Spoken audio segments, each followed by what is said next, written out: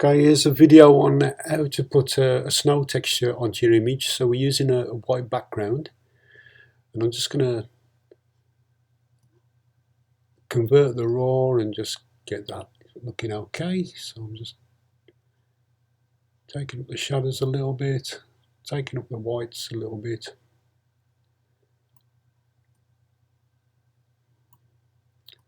Just basic adjustments. Then I'm going to right click on this, edit in Photoshop 2020.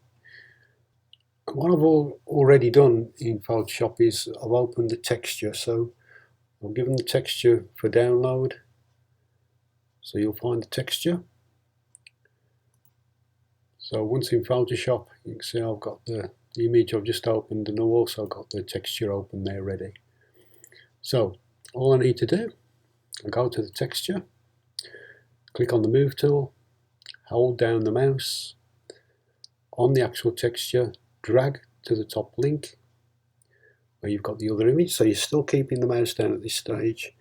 Hold down the shift key and then release onto the image, and that will just center it on the image. Now what I'm going to do with this is I'm just going to distort it slightly. So I'm going to hold down the shift key and go to the middle angle on there. On the move tool, make sure you're on the move tool and you've clicked you've clicked the show transform controls there. Make sure that's ticked, and then that will just allow you to drag. And I'm holding the shift key down, and that will just distort it to the size of the image.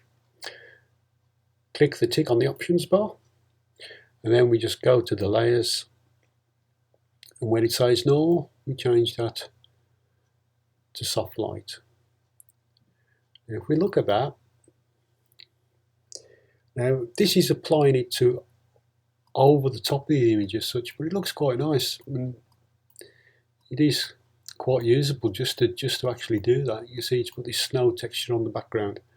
But let's look at other things we can do now. So if I go to the layers, I'm just going to hide this layer, and making sure I'm on this layer, the background layer, I'm going to click on the channels. Now if you can't see the channels button, so this is the channels, just go to window and you'll see channels on there, and you can click that and it will open the channels. Now when we click on the different channels, I'm looking for the one with the most contrast, and usually it's blue. So if I go through these, you'll see that blue has the most contrast, and that's what I'm looking for. So when I'm on to the one with the most contrast, which is usually blue in this case with the white background, I'm going to drag that down to the bottom of the menu there on the palettes, and you will see the new button. If I drag it over there, it will duplicate that layer as a copy.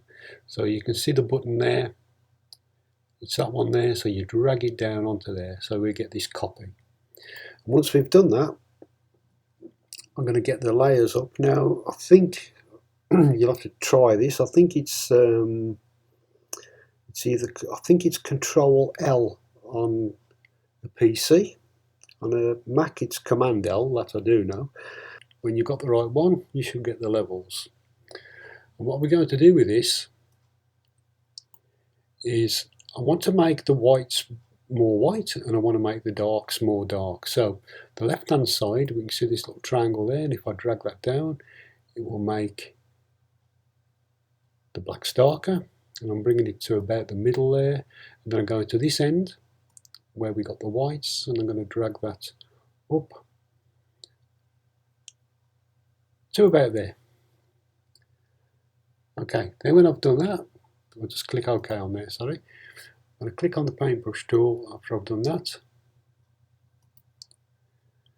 making sure I'm on black, and the opacity is 100%, and the flow 100%. And I'm just going to go over these areas here. What we want is to just black out some of these areas. So we're not going on the background, just anything that's enclosed here, and you haven't got to be really fussy, but just the areas that we don't want to include. You don't worry if you haven't got all of them, because it's only going to be the white areas that show up, and the texture over that area is not going to cause any problem whatsoever. So we haven't got to be fussy. It's just very quickly just do the mouse there.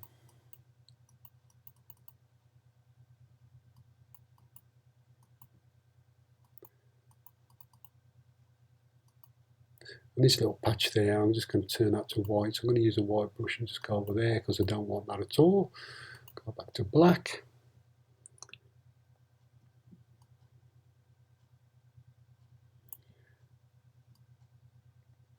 I'm a little bit fussy here. You don't have to be this fussy.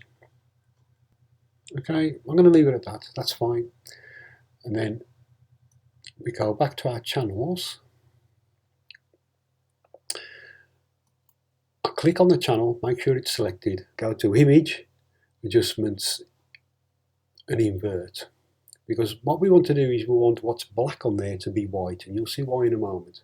So it's Image, Adjustments, Invert. That inverts the colours. And now if I just hold down the Command key, could be the Alt key or the Control key. On the Mac it's Command, so just try. And when you click, what you want to see are these dotted lines to make a selection. And then what we do is we click on the RGB channel, which will take us back to the image. We right click on the background layer and we click on Duplicate Layer. Click on OK. And then we click on the mask. And this will put on that mask on the selection. You can see we've selected all that area now. So we put the mask on. So we've now got a mask. And what that means, if I put the texture back on now, you can see I'm at 100%. If I drag that below this, what's happening now, if I double click on there, you'll see even better, is we've made a mask. And it's perfect. And it's masked out all those areas. Now, if I go back on here, I could even take that back to normal. Just zoom out a little bit. We can even use it on normal. We can then just take down the opacity of the layer. You've got all these different things you can do. Okay, so I'm going to do that. I'm going to leave it on normal. I'm going to take it down to about that. And then I'm going to duplicate the layer. Because I did like the effect when it was over the top, but it was just a little bit too much. I'm going to drag this copy over the top of this one and change the opacity mode to soft light. And you can see now that just puts that effect. It's very, very slight. It just puts it over there. Now you could leave it like that, or you can lower the opacity. You can see that's the full opacity, so that's the full effect. We can drag that down to what we want. It's entirely by eye, just to please yourself. And you can see it's a perfect